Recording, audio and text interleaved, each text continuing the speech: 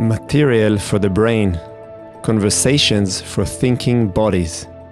In this show, together with our guests, we explore different ways in which we can develop a meaningful relationship with our bodies and minds and respond to the current state of the culture in a quest for more integrated and embodied perspectives.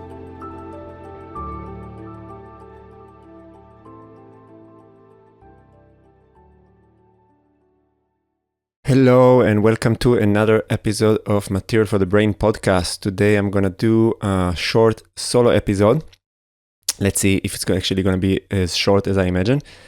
And before we start, I just want to throw it out there for those who are interested in the metaphysical body practice, which is my research around dance and altered state of consciousness. There will be an open workshop in Salzburg in beginning of December, first weekend of December, and I will throw some information about it. Feel free to join. It's open for all levels. And with that being said, let's go into today's episode. Today, I wanted to take the opportunity to respond to some events that have been taking place, and mainly I'm talking about the election in the US, which are, of course, very influential for most people who are living on the globe. And I'm not so much interested in talking about the specificity of the politics and what is happening there, but I thought to talk a little bit about the meta topic that it pulled my attention into, and this is the old tension between conservatism and progressivism, and seeing these events kind of reminded me on these necessary tensions between these two different ways of thinking, and I thought to dedicate the episode today to talk about that and maybe to draw some analogies to the body, as always, as this is my material. So as a starting point, I want to clear off the table any naive perspectives about these two words, being conservative or being progressive, and if you see one of these words in a very negative perspective, or so you see like being conservative mean being evil and bad, or being progressive mean being crazy and radical. So let's clear that off the table and just try to draw some analogies from our own lives and understand what is the essence of those, let's say, opposing, or I would even say more complementary positions. So in essence, being a conservative means being skeptical to shift changes, having the understanding that change needs to happen very gradually, and that many things needs to stay as they are because they have a certain value. So a conservative perspective aims to conserve whatever that there is that has certain value. So if I'm thinking about it in my own life, and you can also think about it in your own life, what is something that you really value and you think that is precious in your own life? Maybe, I don't know, you have a great relationship with your partner, or you have a certain hobby that you really enjoy having time to spend in that activity, or whatever that could be. So the desire to maintain that thing. So if I'm in a relationship with my wife and I really appreciate that relationship, so I want to conserve this relationship. So I want to keep it being part of my life. So in relation to my relationship with my wife, I take a conservative position. I want to conserve this relationship. And on the other side, the progressive intuition, again, so every time you hear the word progressive, you think, oh, you just imagine some crazy, radical, lunatic people. So that's also kind of a very naive perspective, because in essence, the progressive intuition is that life is dynamic and life is in a constant change. So we need to respond and adapt to the changing landscapes of reality, and nothing can stay fixed forever. And if we are not attentive, we're going to develop big blind spot to what is happening around us. So we have to constantly feel the flow of the river of life and adapt to it. And again, if you think about it in your life, what are the things that you recognize, or moment that you recognize that something didn't work and you realize, wow, this needs to change. I cannot keep doing things as I've been doing in the past, and something has to be different. And I'm sure that any person who is listening to this podcast, I'm sure you can resonate that these two perspectives have some importance in your life, and in different moments you are taking a conservative approach, and in different moments you take a progressive approach, or you have a different intuition. And where I see it complementary is that for certain things, if you want to conserve certain things, you also need to adapt other things. So for example, if I just take it from my personal example, if I want to conserve the relationship with my wife, I need to be very attentive for the things that are changing around us. For example, when we got our two kids, many things have changed. So obviously, if I want to conserve the relationship, and if I see any real value in being in that relationship, I have to be attentive for the things that are changing and adapt accordingly. So even within a conservative intuition, there would be a progressive intuition that need to be included, and vice versa. And so I thought to kind of dive a little bit deeper after we clear that kind of naive perspectives, and see a little bit deeper what we can learn about these two different intuition. And I will start with the base assumption that I think that is very useful for anybody, is to start with the intuition that there is more thing that we don't know than what we actually know. And therefore, the possibility to be in discussion and to grapple between these two intuition is very important. And again, I'm sure if you've been following this podcast, you already know that my inclination is always to try to make a synthesis between different positions. And I think that if we start with this humble perspective that there is more things that we don't know than things that we know, then we will probably be inclined to see value in intuitions that are not primarily ours. So how can we include different types of intuitions?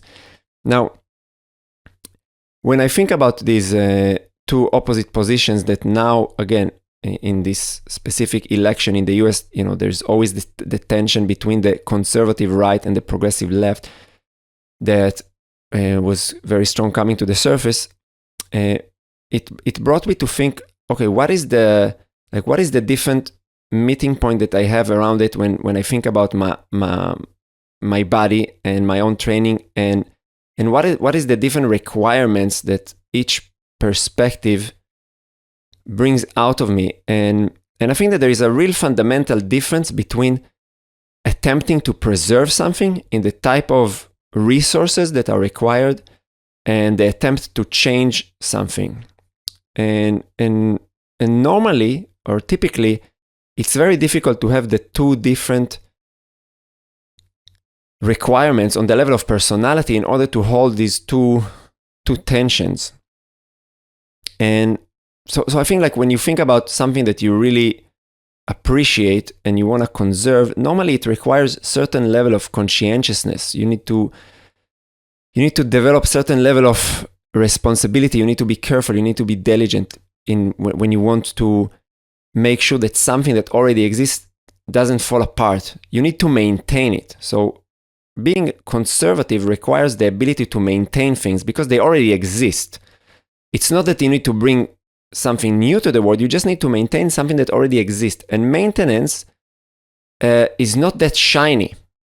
So if I think about, I know, we have a house and we need to maintain certain things, then it requires certain attention to details over time and certain routine, to develop a certain routine of how do I take care of things and develop certain, again, attention for things that are maybe not that attractive and shiny and exciting because they are not new, they're already there. And I think that this requires a very specific type of personality. For example, I'm very bad in maintenance. It's not something that is very easy for me to do in my life. And when I think about it in relation to my own body and my own training, I recognize that it's not the easiest for me to, if I think about the different skill set that I've acquired over the year, it's not the easiest for me to keep them present in my body because it requires constant investment of energy. If I want to maintain my flexibility, I need to keep investing time in being flexible. And despite the fact that I know very good how to do that because I've achieved certain flexibility, the continuous investment of energy that is not anymore exciting, but is just because I'm not discovering something new, is quite difficult for me personally. Now, for some people, this is very easy because maintenance comes natural to some personalities. And the idea that, okay, now I just need to have a very clear schedule and do it in a certain routine would be relatively easy. And this is kind of the fundamental difference, that being conservative doesn't require a lot of imagination, because you are trying to keep something that already exists. You are trying to prolong its existence. And because it already exists, you already have certain knowledge of how this thing have been built, or how, or what is the property that it contains, because it's already there. So again, if I take the example of, I don't know, I want to maintain my front split, I know what it requires to develop a front split because I already have it. So I don't need to be creative at all. It doesn't require creativity. On the contrary, creativity might actually moves me away from my goal of conserving my split. I need to just keep doing the work. And that's something that, again, like for certain personalities, it's very difficult. And for others, that's the comfort zone. And on the other hand, let's say the progressive intuition, that requires a very different personal attributes. It requires certain openness and connection to creativity, because fundamentally, we are trying to imagine something that doesn't exist right now. We are responding to the current reality. We're saying, hey, something is missing. So let's say, I don't know, within my own dancing, I've recognized many years ago, and back then I had this progressive intuition, that I'm very limited by my back, by the range of the motion I have in my spine in the direction of the back space. So back extensions. It really limits my dancing. And then I needed to invest all my creative resources in order to find what is the way that I can change that reality.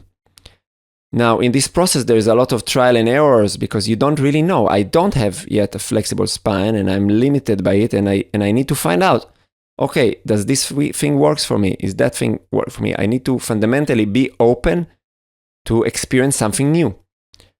And for some people, like myself, that's my comfort zone.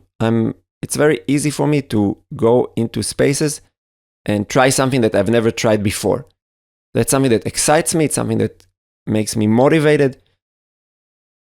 But that's not the case for everyone. And fundamentally, it's a very different challenge because now I'm starting to venture into unknown territories, into a space that I haven't been before. And I don't really know if I go right, where would I go? And if I go left, where would the road lead me? So I need to develop navigation skills, navigation in the unknown, which is, again, fundamentally like the opposite requirements than the conservative intuition. And in the ability to imagine something new, there's always the possibility that I don't arrive into my destination. So there's nothing guarantees that the fact that I recognize, hey, something needs to change, is that I can actually materialize the change I want to bring. And that's, again, very different than the conservative intuition. Because when you want to conserve something, you already have what you want. You just want to conserve it.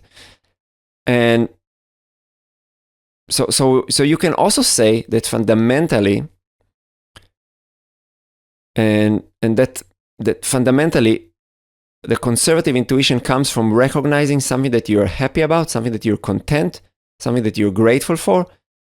And the progressive intuition is recognizing something that is missing, something that is lacking in the space. So kind of it's a more critical perspective on reality. You're criticizing what there is because you're saying something is not working. Where as a conservative, you're saying like, hey, there's many things that work. I just want to keep them.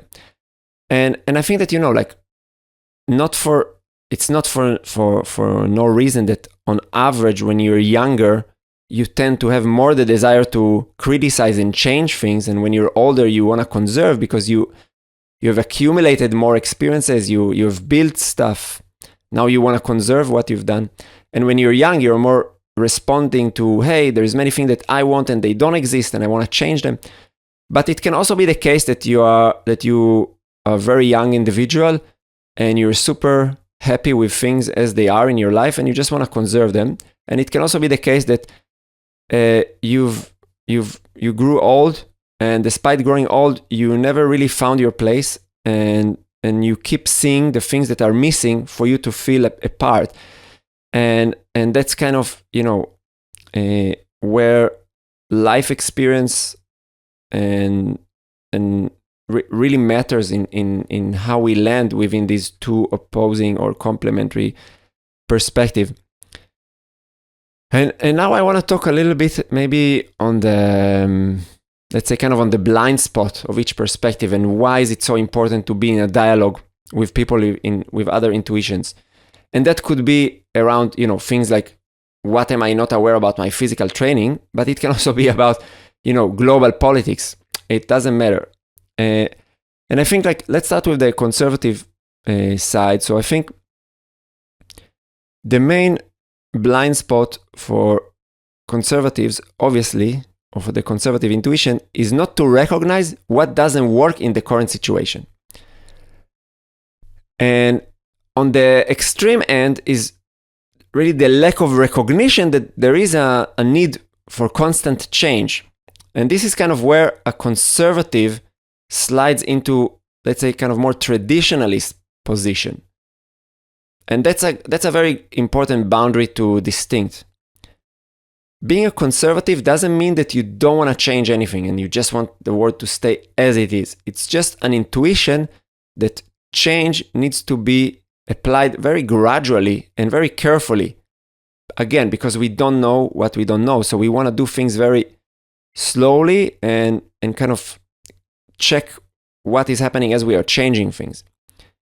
Being a traditionalist means that you just want to keep things exactly as they are. You have your tradition, you have the way you want to do things, and nothing should change. You can see this distinction very good in the world of martial art. When you go and you come to certain, let's say, traditional martial art, and when you come and you look at MMA. No, so MMA, I would say, is a more conservative martial art approach.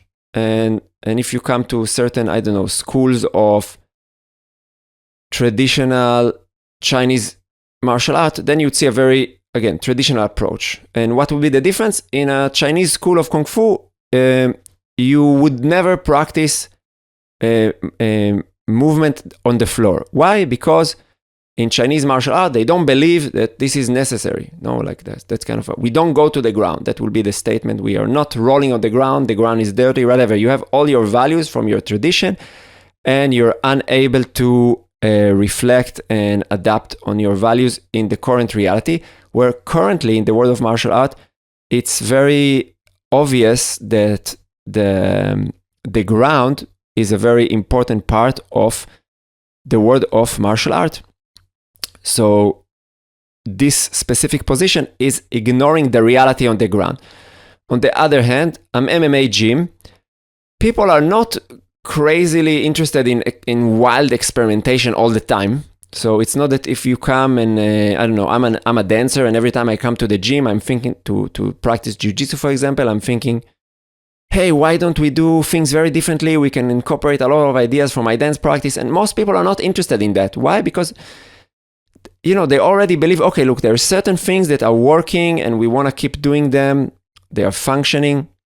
But we are recognizing that the world of martial art keeps evolving, and we want to be up to date to the different discoveries that are there, that are happening through experimentation. So again, there is openness to change, but there is still a resistance for radical changes.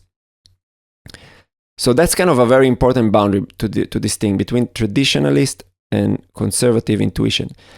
Now, again, if I go to the blind spot, so I said what doesn't work in current situation. Again, like in every reality that I might find myself around something that I want to conserve, there are different parameters that will change and manifest through time that will challenge my ability to conserve what I want to conserve. So again, the example of the relationship with my wife is a very good example. You know, we've been married for over a decade, and I really appreciate many things that this relationship have brought to my life. But just the mere appreciation for the relationship will not help me to conserve it. I have to have some ability to change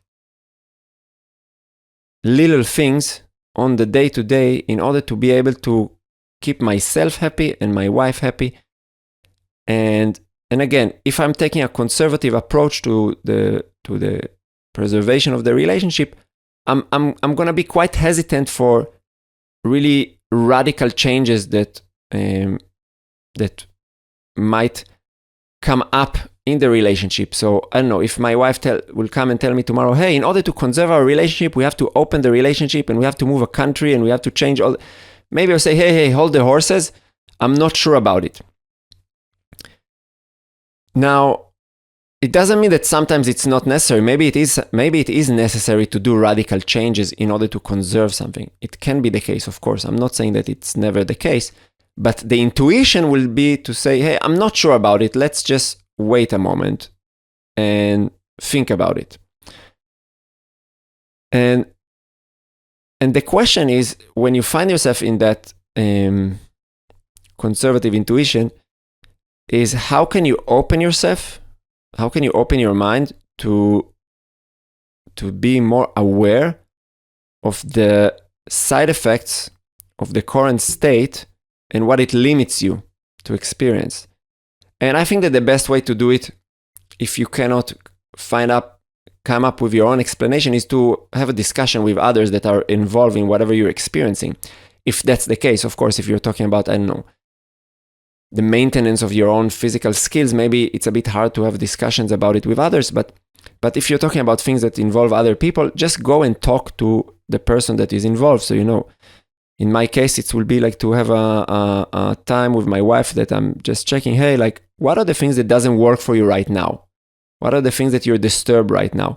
And then I can start listening and build up connection and understanding to what are the things that I cannot recognize because of my intuition. And of course, kind of assuming that I'm very happy and content with the relation and I just want to conserve it.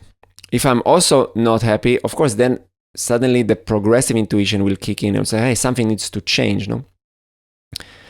Now, what is the blind spot for the progressive intuition? And that's something that I think many people who have progressive intuitions, they don't recognize that blind spot. And that's the fact that every change that we want to implement will always have second, third, fourth, fifth order effects on the reality. So the fact that I want to change something doesn't imply that I'm aware of what would the change that I'm about to bring and how would it affect the system as a whole. And that's something that is inevitable. When you change something, there will be many layers and many order of magnitude that the effect of the change will manifest upon. So if I want to, I don't know, let's just look at the body as an analogy because it's a very simple way to understand it. The body is a holistic system. If I change something, it propagates across many different layers. So if I want to improve my front split, and I want to very quickly change from not being flexible to being able to display a full split, I'm going to change radically now the relationship between the different muscle groups in my body. And as a first side effect, I might lose a certain explosive capacity that I had before I started training. And that maybe is not my desirable goal. I want to still be very explosive and I want to be able to sprint as fast as I can, but at the same time, I want to be able to do a split. So if I really make a really radical change in my training routine and I stop doing my sprinting and explosive power training in order to dedicate full time for the split training, now I've made a radical change, and now there will be many second, third order effect to this decision that maybe I didn't consider in the right place.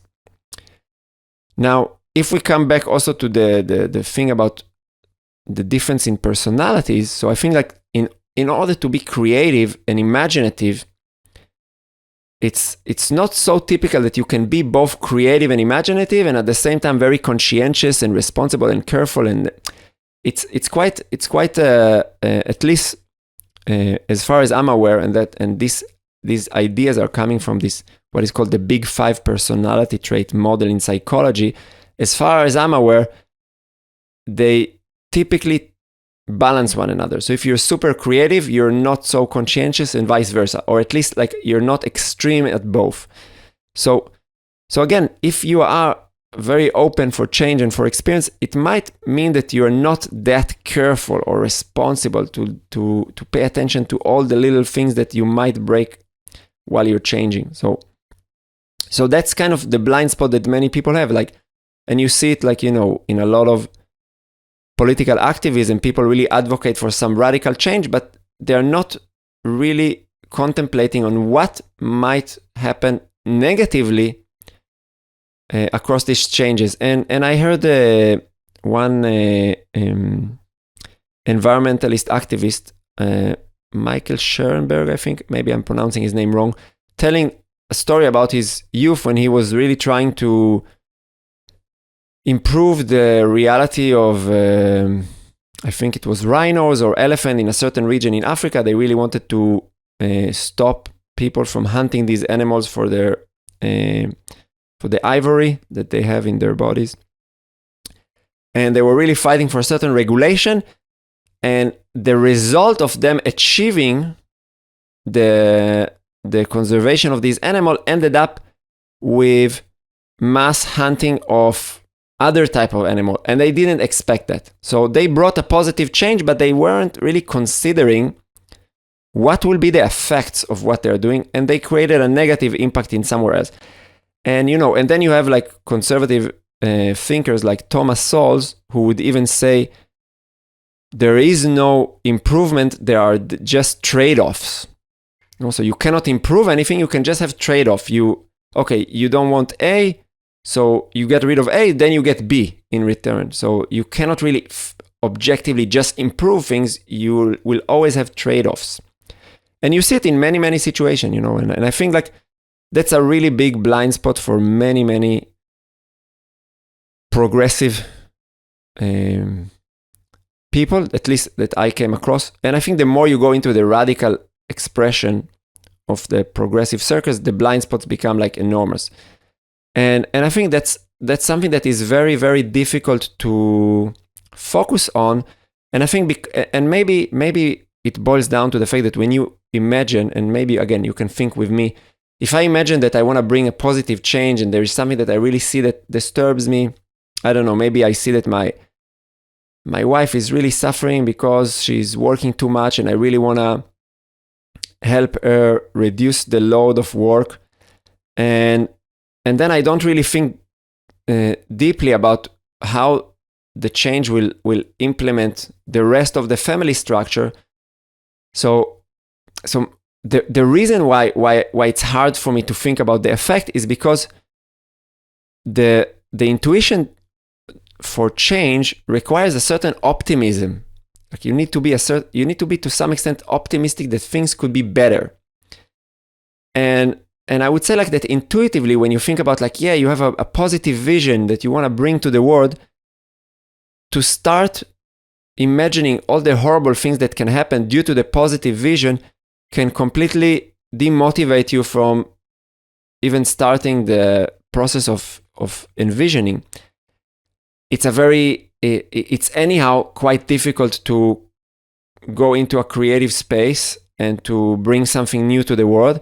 So then if on top of it, you also need to start really understanding what are all the difficulties that will come along the way, maybe it will really demotivate you from even starting. So sometimes the intuition is just to, okay, I'm just going to focus on my positive vision and I will deal with the challenges as they arise. You know, like the most extreme expression of it is this attitude in the Silicon Valley: move fast, break things. You know, like, okay, we just move, we bring the technology as quick as we can, things will be destroyed on the way, but we will deal with it. And I think that it's not the most healthy way to do things. That's my intuition. Of course, you can disagree with me.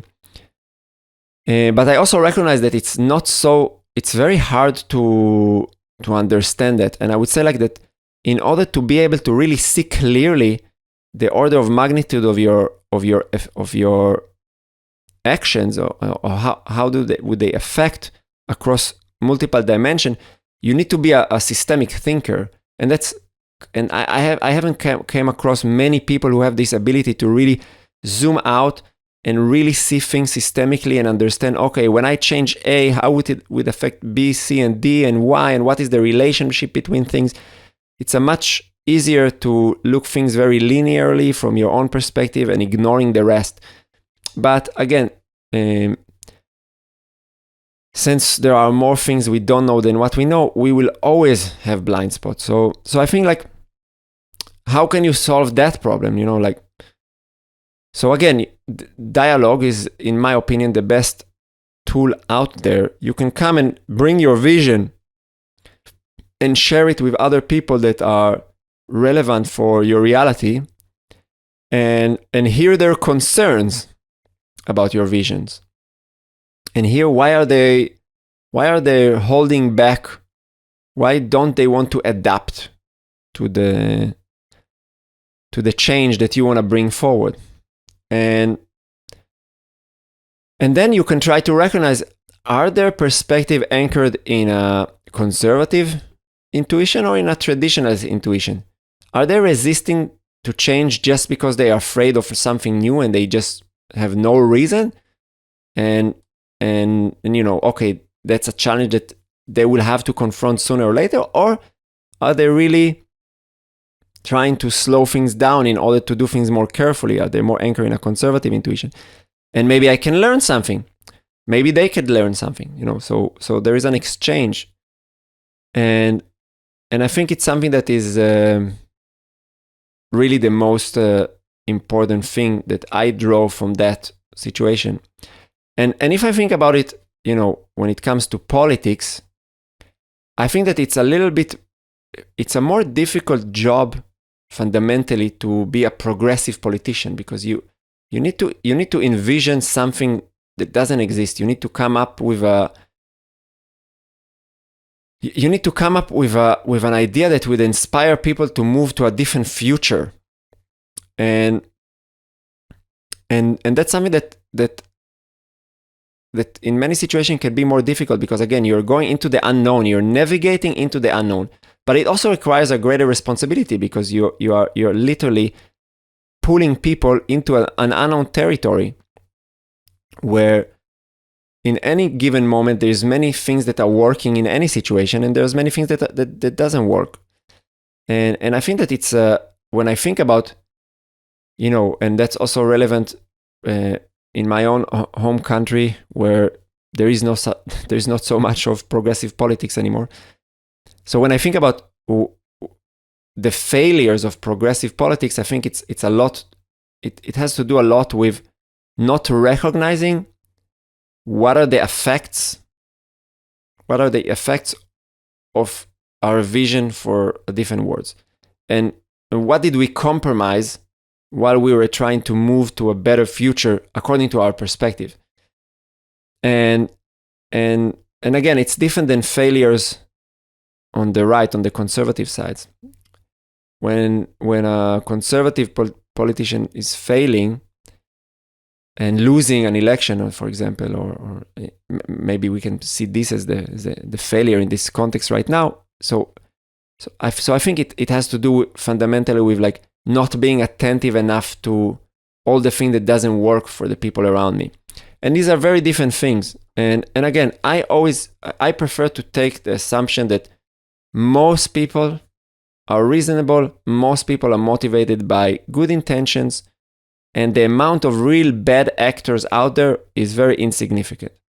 I'm not saying that there are no people who are malevolent, who want to do things just to harm others, for sure. I'm very much aware of it, and I'm also being, a lot of my intellectual interest were around the exploration of extreme politics. So, things like what brings us to become the Auschwitz Guard. So I'm not ignorant to the fact that we can do horrible things. But again, the majority of the people that they are not motivated by evil. So from that perspective, I think it draws me to the desire for more communication and more connection to others. So when I see that my perspective is being rejected, it doesn't pull me to vilify the other side. It pulls me into the desire to talk more to the other side, to ask, hey, what is the thing that I don't recognize that you are so opposing? And I think this is for me like what I would say that's the bedrock of democracy. That's why freedom of speech is so important. That's why freedom of speech is not only a right. Maybe you see freedom of speech is my right. But with that right, with that privilege, comes also a responsibility to exercise it and to practice it with others. And the place that it's the most important to practice it is not around your echo chambers and where you feel like, okay, I'm saying something and everybody agrees with me, but where can I practice my freedom of speech in friction with others in order to be able to see what I don't know? And I think like, if I think about like specifically what have happened right now in the US, that there's been a major shift towards the right, a landslide victory to President Donald Trump. If I'm finding myself in a situation that I'm on the left and I'm very disappointed about that, I think that the best thing to do, instead of vilifying the other side, is to look for people that disagree with me and ask, hey, why did you choose to move to the other camp? What didn't work for you in the vision that we were trying to bring forward to the world? And vice versa, also in a situation where you find yourself in a conservative camp that is losing to a progressive candidate. So how can you approach somebody that that have a different opinion as, hey, what didn't work for you in the current state? Why did you want to, what did you need to change in the reality? And I think that is a healthy movement towards a sane center in which we respect one another as people, in which we can value perspectives that are not aligned with ours. And again, it requires fundamentally a deep look inside of us, recognizing that, and again, this brings me to Solzhenitsyn book, the Gulag Archipelago, that the line between good and evil is not outside of us, but it goes inside each person's heart. So how can I look deep inside, recognize that all the potential malevolent behavior that could be expressed in the world resides in me, and from that recognition to come out with humility and ask the other person, hey, what can I learn from your perspective? And that's for me the most fundamental thing that I'm taking from the current reality, and I hope that you take something from it, and maybe that this podcast will inspire you to reach out to someone that disagrees with you and get into a conversation. And that doesn't have to be about politics. It can be even about personal things, just invite your partner to talk about something that that you've always disagreed with one another. And instead of trying to tell them your perspective and make them understand your perspective, just come with curiosity and ask, hey, what's not working for you? Or why is it so important for you to keep this thing in our life? Again, recognize what is the intuition they are coming from. Is it a progressive intuition? Is it a conservative intuition? And just come with humility and curiosity, genuine curiosity, because it doesn't work if you just provoke a conversation to, bombard it with your opinions, but really genuine curiosity. Hey, what is it there that I cannot see? And that's something that I'm trying as best as I can to practice in my life. And I encourage you to do the same. And that's it for today. I hope you enjoyed this solo episode, and I see you on the next one. If you want to see more precious and insightful moments, make sure to check our short clips playlist. To see longer interviews, check out the full episode playlist just below it. And to be notified for all future videos, click the subscribe button and don't forget to hit the notification bell. See you on the next episode.